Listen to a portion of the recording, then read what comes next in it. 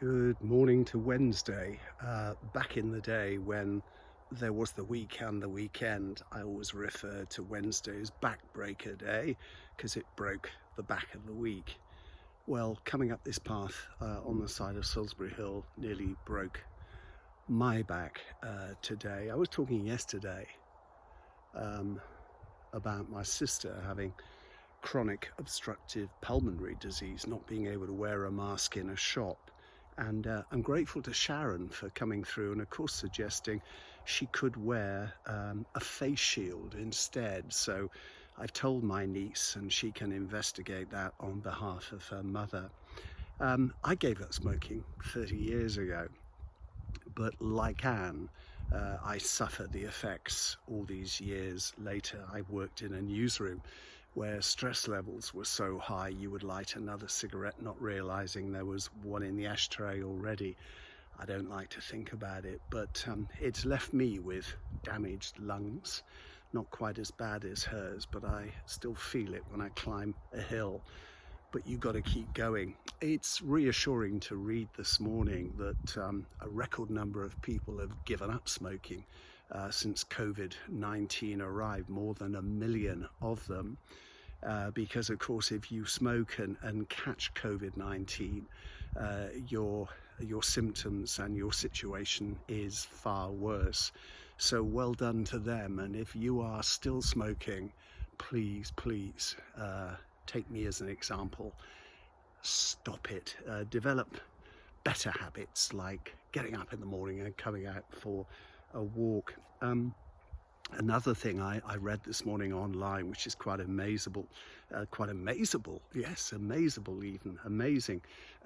Artist Mark Quinn, some of you may know him as the man who sculpted his head using his own blood. Anyway, Mark moved into Bristol, and on the plinth on which Colston's statue once stood, he erected a statue, a resin figure, in resin and steel of Jean Reed, who was the young lady who climbed onto the plinth after that intervention during the Black Lives Matters demonstration and raised her fist. I think that's absolutely brilliant. He's not suggesting it stays there, but as an intervention, as a powerful intervention, it really does say something.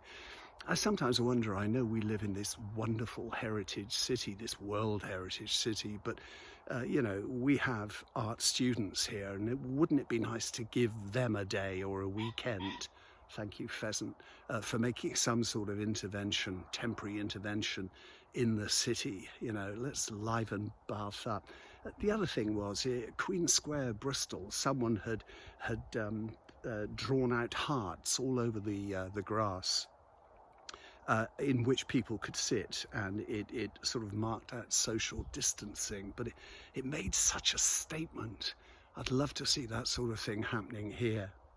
Now, on another matter, I hear in London the V&A, the Science Museum, the Natural History Museum are all opening up next month. Of course, our Roman baths have opened. You have to book, you have to make an appointment to visit.